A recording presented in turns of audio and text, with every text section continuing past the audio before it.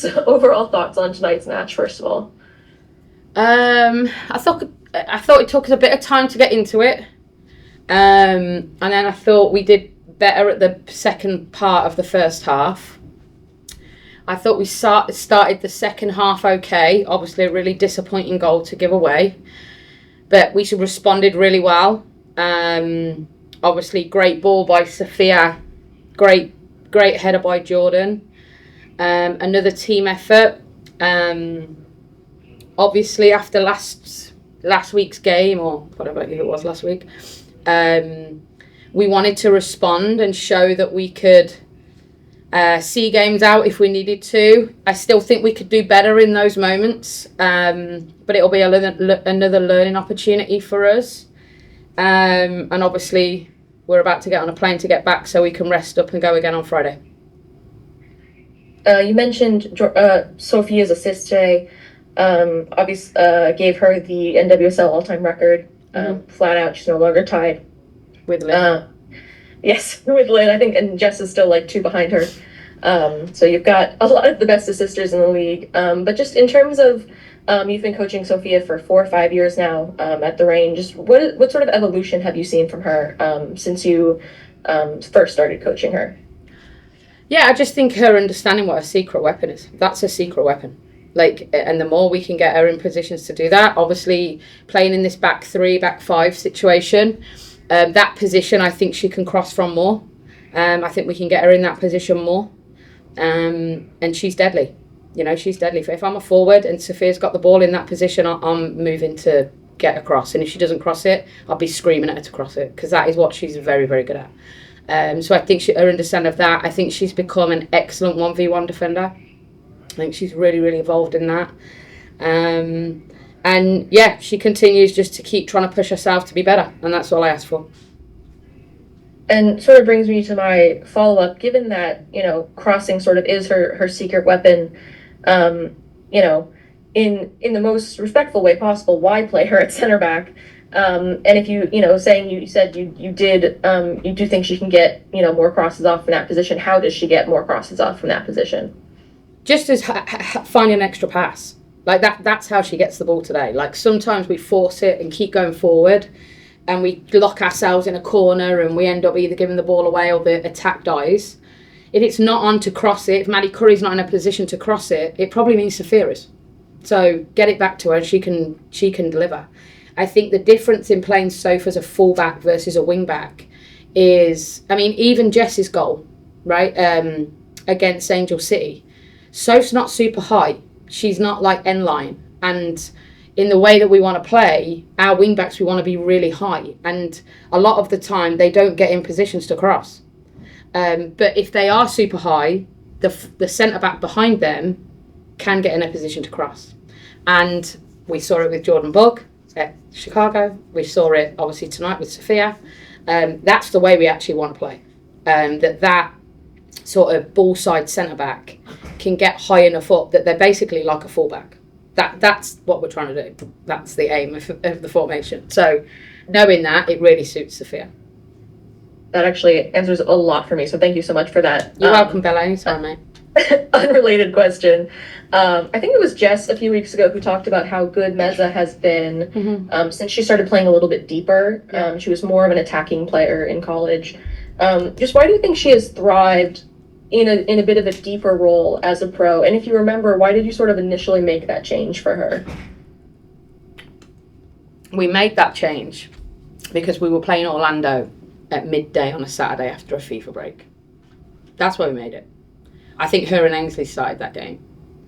And prior to that, it had been, I don't know, Haz and whoever, and we played a back 5 in that game for the first time. And Sammy had actually played in the game before that at Angel City higher, and found it difficult. And then in training, leading up to that Orlando game, I sat with all the players that potentially could play in that game. I think Olo was around at that point. There was quite a few. And said, look, you're the ones going to start. It's going to be 2 of you. So we knew Jess and Haz were going to be back from Wales late. So that was the reason we did it. And she has absolutely excelled there. And I think the last 3 weeks have been really tough for Sammy. I think she's had a tough go of it, but this is part of her development. I think she was great tonight. She just breaks up play. That's her special. Like Sophia has a special sauce, crosses, 1v1 defending. Sam Mazer's special skill is she sees where the ball's about to go and gets there and breaks it up. And it's an exceptional trait to have. It's an exceptional trait to have. Obviously, I'm not the only one who thinks it because she got called up to the national team.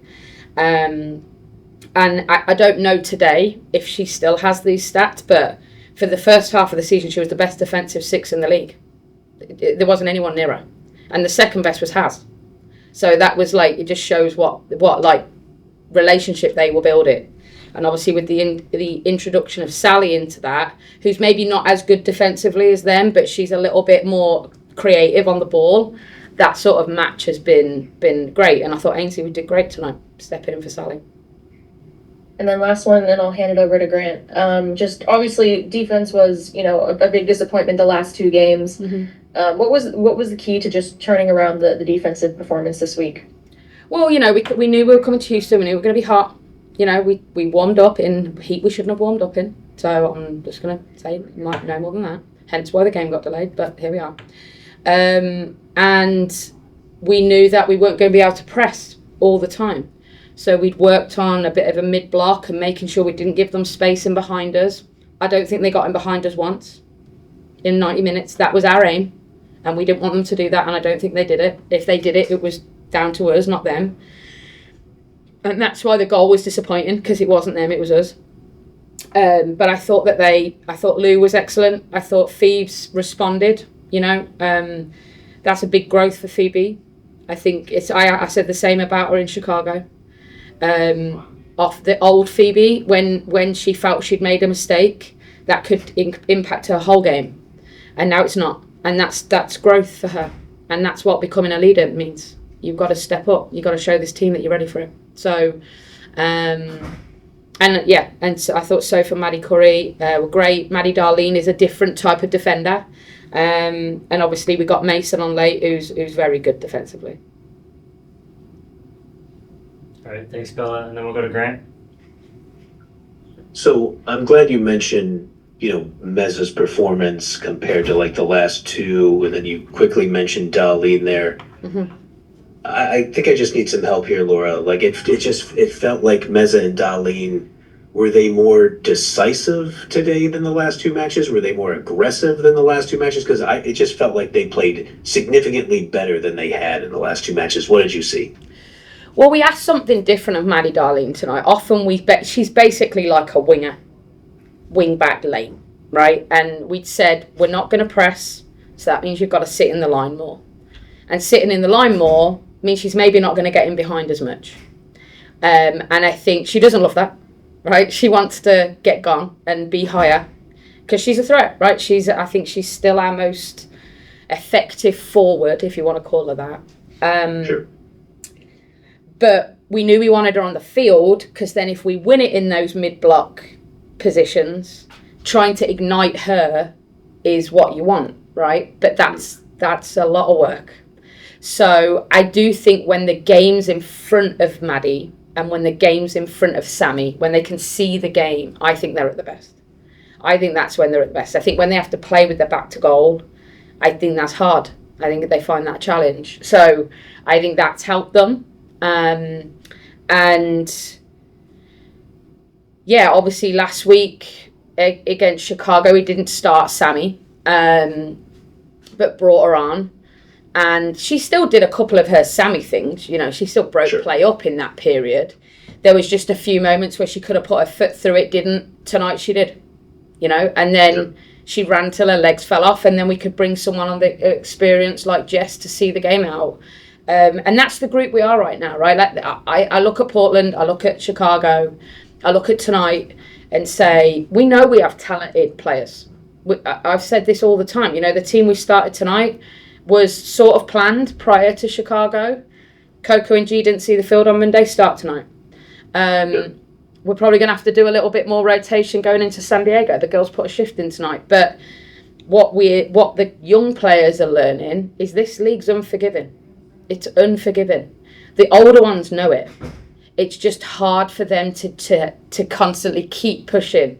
But that's what we've got to do right now. That's the joys of having a young team. They have legs, they want to score, they want to win. But sometimes, like tonight, it wasn't that game. It was a dig in, see this game out, get out of here with a point. And if you can get 3, great. I said to him at the last water break, go win it, but do not sacrifice the point for the win. Don't do it. We're in a position where points matter the most, not performances. And yeah, we'd love 3. But the harsh reality is you had to make sure you got a point out of it, because we wanna match or better what we did against teams in the first half of the season. Because if we know we do that, we'll make the playoffs. So we're 1 point better than we were at this stage in the first half of the season. We messed up against Portland, but we beat Angel City. We drew with Chicago. We drew with them in the first half. We lost to Houston. We got a point tonight.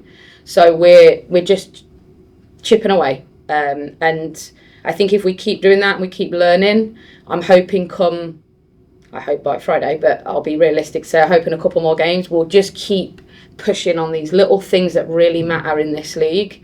And sometimes that's seeing a game out. Sometimes it's scoring late. Sometimes it's dragging a draw out. Sometimes it's trying to score late to win it. And they're all the things that these kids are going to learn.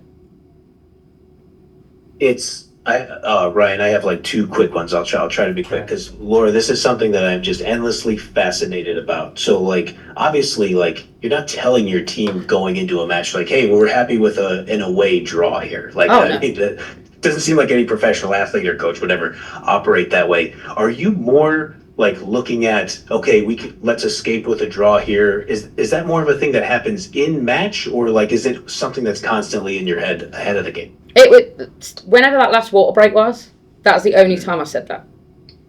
Up to that point, I was like, win the game. Go win it. You can win it. When Jordan scored, I thought we could go on and get a second.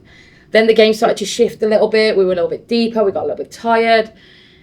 I think one thing I'm learning about this group, and it's natural, right? Young kids want to win. They want to go out and show, Emery wants to come on and score. A family's here, all those things. So I'm saying to him at that point, go win the game, but do not sacrifice the point to do it. If we're gonna have 1 at the back and 9 in the box, I'm gonna lose my mind. If we're gonna get 4 in the box, 5 in the box, and have 5, 6 behind the ball, fine, no problem, go win it. But don't sacrifice the point for the win. And that's a big learning curve for us. It's huge. Sure. And last one real quick, and you already touched on McLernand's kind of resilience after that. I mean, it's hard to look at that and say it's anything less than a howler, really. It's a bad mistake. Mm-hmm. We talked about the 7 goals conceded in the last 2 matches previously. How is Claudia Dickey feeling at this point? Because it just feels like she keeps putting in great performance after great performance, but the ball keeps going in the back of the net. Yeah, I mean, tonight, did she have to make a save? I don't think she has to make a save tonight. Yeah. And so the game tonight for Claudia was about feet. That was her game. Yeah. And unfortunately, we make a mistake. I'm never going to blame. Never. What I'm proud of is that they're resilient. We have to learn from that, though. That when the game feels comfortable, don't make it hard. Like, the game was comfortable at that point. You had no pressure. You were good. You were fine. But it's those little bits where we get in our own mind and we get in our own head and we make it that it's... it wasn't that. There was 1 player in 3 of you. And space. You were okay. But, going back to Phoebe, this is a massive growth for Phoebe. It's massive. She wouldn't have done that last year. She would have imploded. And I said that to her at the end. She was devastated. She was bawling her eyes out. And I'm like, you are better than what you were a year ago. You would have capitulated last year, and you don't now. And that's massive. That's growth. Now, obviously, the aim is that you don't do it again. But let's reward you for being resilient, because you weren't a year ago, and that's okay. Like, she's done a lot of work on herself because she knows she needs to be a leader, and she has been one. So I'm proud of her for that. Excellent. Thanks, Laura. Cheers. Thanks, Grant. Thanks, everyone. Thanks, guys. Gotta jump. Thanks. Wait, can I ask a quick follow-up about that? Go, Bella, quick, so I've got to get on a plane, bro. I'm so sorry. But just, I don't know if you saw the own goal that Houston had forced against Gotham. It seems like they have a tendency to force those kinds of mistakes. Is there something that Houston does that makes teams uncomfortable, or was it really just, To me, no. There was no way that should feel uncomfortable. There's one player, there's two of you, lose to the left of you. It shouldn't feel that. I'm not gonna discredit Houston, but Phoebe and Claudia know. They know, and I'm not not gonna kid a kidder. Like that. Yes, they press you high. They did force us into mistakes. The goal was not one of them for me. Great, thank you. All right, thanks everyone. Thanks, Laura.